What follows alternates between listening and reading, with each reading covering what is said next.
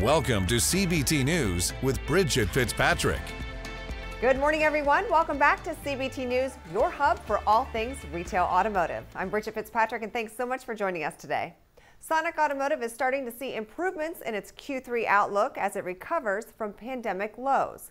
The auto retailer said on Tuesday that it expects third quarter pre-share earnings to range from $1.08 to $1.15, up 64 to 74% from the same period last year. Up to now, new car sales for Sonic have paced behind September of last year by 9%. While new car sales have lagged, Sonic has had positive numbers in used car sales. Sonic's used vehicle store, EchoPark, has improved 13% so far in September. When adding the value of EchoPark to overall sales for Sonic, September numbers have jumped 36% in the month to date. Facebook is looking to enhance its auto inventory ads option with mobile optimization features that will help dealers reach car shoppers directly on Facebook. These new ads will be featured in several Facebook discovery surfaces. Shopper engagement with these ads will link users to an on-Facebook information page. The shopper will then be directly connected to the dealer via message. The new ad features will allow dealers to reach customers directly through Facebook without having them rerouted to another website. Facebook believes the ad method will be more engaging for dealers and improve digital advertising efforts. Kia Motors is joining the EV arms race. The automaker announced its global EV strategy on Wednesday as the company plans to launch 7 new EVs by 2027. The first of these is called the Kia CV, an electric crossover which is set to hit the market next year. The company is aiming for EVs to account for 25% of total sales by 2029 as it launches a range of new electric vehicles and partners with companies that work in EV charging infrastructure across the world. A Wisconsin-based nonprofit received a gift unlike any other. Rawhide Youth Services, an organization that offers an array of services to at-risk youth, was gifted a 1965 Pontiac GTO. CEO of Rawhide, Alan Laux, said that they are used to getting donated vehicles. However, the vintage GTO is, quote, far and away the largest donation of a vehicle that we've ever gotten. Donor Paul Cardish said the vehicle had over $175,000 invested in it. The donation is expected to help Rawhide change the lives of many kids in tremendous ways. Coming up next on CBT News, we share our exclusive interview with Rock Anderson, Senior Vice President of Human Resources for AutoNation. We'll be right back. This segment brought to you by eLens Solutions.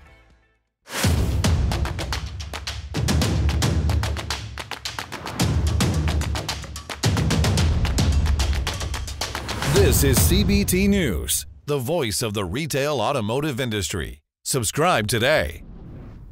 All right, here at CBT, we strive to keep the conversation going on building diversity in the automotive industry.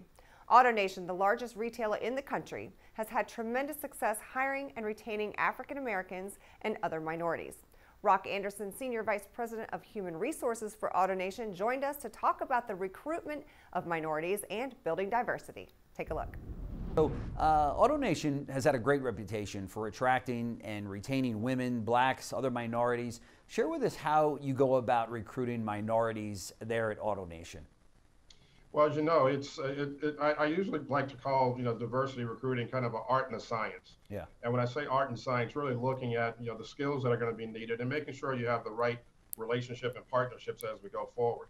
As you know, we're the most recognized brand in the automotive retail area. And that helps a lot, as we look at, how do we attract people. And having the 325 locations that we have across the country is also a big help.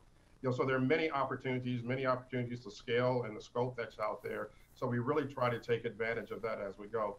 That our showrooms, our service areas, our bay areas, they should and must reflect, our communities that we're in. Right. And also looking at the OEMs that we have, making sure that we can represent them in a way where they could be proud and like the association that they have with us.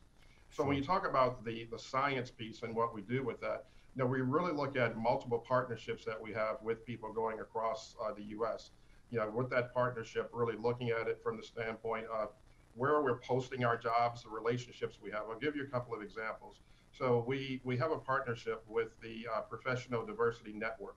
And what that network does, it posts jobs in appropriate places where we would find diverse talent that's out there. So be it a sub area for them, would be the Women's Career Network. Jobs will really look at how do they attract and go to women that are interested in the automotive area. And then we have the Blacks Career Networks. And then with that one, we really want to make sure that we could target that. And then the third offering that they have under that main network that's out there is focused on Hispanic talent that's out there. So again, we look at how do we do that and making sure that we have the right partnerships, and also tying this into technical schools that are out there. We've been in conversations with several schools, making sure that we can look at that generational talent that we need to come into the company to keep us going for years to come. So again, when you look at it from an art and a science standpoint, making sure you have the right relationships as we go. And one last thing I'll leave with you, Jim, is that looking at it from the standpoint of, I think the other science piece, when you talk about recruiting diverse talent, we go to our associates, our diverse associates, and asking them, so who do they know? How can they help us attract people, be it women, be it people of color, to make sure that we are attracting, because people will believe other people. Right. I always say that if it's really an opportunity that someone that's been here for a while, and if they could tell their friends and people in their areas what it means to work at AutoNation, I think that's a big plus. You can catch the rest of that conversation with Rock as he elaborates on expanding diversity in automotive at cbtnews.com. If you haven't already, make sure to sign up to become a member of CBT News. Members have all access to all things retail automotive, from breaking news stories to market trends to in-depth interviews and extensive training tools for your dealership. CBT is your home for all things retail automotive. Also, make sure you check out the new Diversity in Automotive show with host Corey Mosley, sponsored by TrueCar and CarNow, right here at cbtnews.com. That wraps up our show for today, but be sure to check out tomorrow's headlines on your CBT Newscast. Follow us on Facebook, LinkedIn, Instagram, and Twitter. I'm Bridget Fitzpatrick. Thanks so much for watching, and have a great day. Thanks for watching CBT News, the voice of the retail automotive industry.